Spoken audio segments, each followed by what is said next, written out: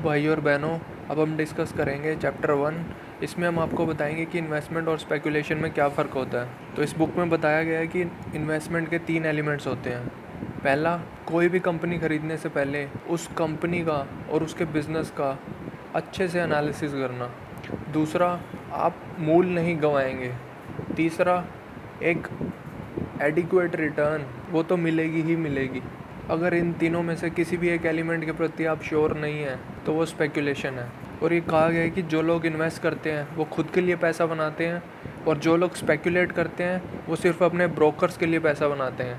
वो खुद पैसे कमाए ना कमाए, उनके ब्रोकर्स ज़रूर पैसे कमाते हैं। अब हम बात करेंगे बेवकूफ़ी वाली स्पेकुलेशन के बारे में। इसके 3 पॉइंट्स हैं। पहला, एक्चुअल में तो आप स्पेकुलेट कर रहे हैं लेकिन आपको लगता है कि आप इन्वेस्ट कर रहे हैं। दूसरा, स्पेकुलेशन को सीरियसली लेना। और तीसरा, जितना आप पैसा खोना अफोर्ड नहीं कर सकते उससे ज़्यादा पैसा आप स्पेकुलेशन में लगा दें। ये 3 बेवकूफ़ियाँ हैं अनइंटेलिजेंट स्पेकुलेशन की। तो बेंजामिन ग्राहम कहते हैं कि अगर आप स्पेकुलेशन करना ही चाहते हैं तो आप कर सकते हैं, लेकिन एक इंटेलिजेंट इन्वेस्टर की तरह। तो इसमें बेंजामिन ग्राहम ने 4 पॉइंट्स बताए हैं। पहला पॉइंट कि आप अपनी जितना आप पैसा इन्वेस्ट करना चाहते हैं उसका कुछ हिस्सा आप एक सेपरेट अकाउंट में रख दीजिए, जिसका नाम है, रख दीजिए मैड मनी अकाउंट। और जितना कम हिस्सा रखेंगे उतना ही बेहतर है आपके लिए। मैक्सिमम परमिसिबल है, लिमिट है 10% ऑफ योर ओवरऑल इन्वेस्टमेंट्स। और कभी भी इस अकाउंट में और पैसा ना डालें, चाहे कुछ भी हो जाए। जस्ट बिकॉज मार्केट ऊपर जा रही है, अच्छी अपॉर्चुनिटी है आपके लिए, तो आप और पैसा डालना शुरू करते हैं उसमें, तो ऐसा बिल्कुल ना करें। बल्कि आप ये कर सकते हैं कि बेच के थोड़ा और कम कर दें उसे, ताकि वो वापस 10% पे आ जाए। ये ज़्यादा बेहतर रहेगा। और तीसरी बात ये कही है कि कभी भी मैड अकाउंट एक्टिविटीज़ और इन्वेस्टमेंट एक्टिविटीज़ को कभी भी आपस में मिक्स ना करें। अपनी सोच में भी कभी ऐसा ना करें। फाइनली, शेयर का फ्यूचर प्राइस कभी भी प्रिडिक्ट नहीं किया जा सकता, और क्योंकि आप मार्केट्स का बिहेवियर नहीं प्रिडिक्ट कर सकते, तो आपको ये सीखना चाहिए कि आप अपना खुद का बिहेवियर कैसे प्रिडिक्ट और कंट्रोल कर सकते हैं। अगर आप इन रूल्स को ध्यान में रखेंगे तो आप कभी निराश नहीं होंगे। ओके, तो अब हम बात करेंगे चैप्टर 2 की, द इन्वेस्टर एंड इन्फ्लेशन। तो बेंजामिन ग्राहम कहते हैं कि इन्फ्लेशन भी एक इम्पॉर्टेंट फैक्टर है कंसीडर करना इन्वेस्टमेंट जब आप कर रहे हैं तब। जैसे कि मान लो इन्फ्लेशन है 20% किसी कंट्री में, लेकिन आप कमा रहे हैं 15% या 18%, और आप कहीं ओ मैं तो छा गया, मैंने तो ये कर दिया वो कर दिया, तो लेकिन आप तो इन्फ्लेशन जितना भी नहीं कर पाए, तो क्या फ़ायदा आपकी इन्वेस्टमेंट का। जैसे आप इंडिया का एग्जांपल ले लीजिए, इन्फ्लेशन है 5.5% के आसपास, लेकिन जो सेविंग्स बैंक होते हैं वो आपको देते हैं 4%। तो इन्फ्लेशन जितना भी दे रहे हैं, तो पैसे बैंक में रखना सबसे घटिया तरीका है इन्वेस्ट करने का। लेकिन इसका मतलब ये नहीं है कि आप बैंक में पैसे रखना ही बंद कर दो, ऐसा नहीं है। आपको ज़रूरत पड़ती है, वो लिक्विड जगह है पैसे रखने की, तो इसलिए वो सही है। लेकिन ज़्यादा पैसे वहाँ ना रखें कि सारे ही पैसे वहीं पे रख रहे हैं, वो एक इन्वेस्टमेंट नहीं है। तो इस चैप्टर में बात की गई है एक कंसेप्ट की जिसे बोलते हैं मनी इल्यूजन। तो इन्वेस्टर कैसे देखता है इन्फ्लेशन को। मान लो आप कोई जॉब कर रहे हो और आपको 2% हाइक मिली है इस साल, लेकिन इन्फ्लेशन 4% बढ़ी है, तो हुआ तो एक तरह से 2% की बाइंग पावर कम होगी आपकी, लेकिन आपको अच्छा लगेगा उससे ज़्यादा कि अगर आपकी सैलरी कट कर दी 2%, लेकिन इन्फ्लेशन ज़ीरो ही है, अभी भी बढ़ी नहीं है बिल्कुल भी। तो आपको पहले वाला ऑप्शन ज़्यादा बेहतर लगेगा, जबकि दोनों एक ही बात है। तो इसे बोलते हैं मनी इल्यूजन। और फिर बात की गई है गोल्ड की। गोल्ड इन्फ्लेशन के अगेंस्ट हर बार हेज नहीं कर पाएगा, क्योंकि ज़रूरी थोड़ी है हर बार ही गोल्ड के प्राइस बढ़ेंगे, या लॉन्ग टाइम तक रखोगे तो बढ़ेंगे ही बढ़ेंगे, कोई श्योरिटी नहीं है ना। तो इसकी बजाय आप क्या कर सकते हैं कि 2% ऑफ जितना आप इन्वेस्ट करना चाहते हैं उसका 2% आप वहाँ पे रख दीजिए डाइवर्सिफाइड म्यूचुअल फंड्स में, जो कि प्रेशियस मेटल्स में डील करते हैं। लेकिन एक बात ध्यान रहे कि उनके ऑपरेटिंग एक्सपेंसेस हैं जो ईयरली, वो कम से कम होने चाहिए, तभी फ़ायदा है वहाँ पे इन्वेस्ट करने का। और फिर आते हैं रियल एस्टेट पे। कहा जाता है कि रियल एस्टेट बहुत बढ़िया है इन्फ्लेशन के अगेंस्ट हेजिंग के लिए। तो बात भी सही है, क्योंकि जैसे इन्फ्लेशन बढ़ती है वैसे हम रेंट भी बढ़ा सकते हैं अगर आपकी कोई प्रॉपर्टी है, और प्रॉपर्टी के प्राइस बढ़ते हैं जैसे जैसे इन्फ्लेशन बढ़ती है। लेकिन ज़रूरी थोड़ी है कि आप बढ़िया जगह ही प्रॉपर्टी ख़रीद लें, इसमें गलतियाँ होने के चांस ज़्यादा होते हैं प्रॉपर्टी में।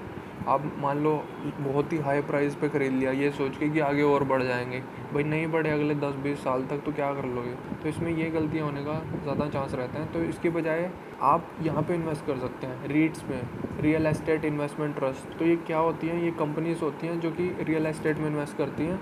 इनके शेयर्स आप खरीद सकते हैं क्योंकि ये एक्सपीरियंस्ड मैनेजमेंट होती है इनके पास, जिसका इसी काम में वो होता है experience. Residential apartments, office buildings, shopping centres, ये सब जगह पे ये इन्वेस्ट करते हैं। तो आप इनके शेयर्स खरीद लीजिए, आपकी फालतू की टेंशन नहीं लेनी खुद जगह ढूंढ के रियल एस्टेट में इतनी बड़ी इन्वेस्टमेंट करने की। शेयर तो सस्ते में मिल जाते हैं ना, तो वो खरीद लो, क्या दिक्कत है। और एक और ऑप्शन बताया गया है ट्रेजरी इन्फ्लेशन प्रोटेक्टेड सिक्योरिटीज़। ये गवर्नमेंट सिक्योरिटीज़ होती हैं, जैसे जैसे इन्फ्लेशन बढ़ती है वैसे वैसे इंटरेस्ट और या प्रिंसिपल अमाउंट या दोनों बढ़ती रहती हैं। तो एक काफ़ी अच्छा मेथड बताया गया है बुक में इन्फ्लेशन के अगेंस्ट हेजिंग का।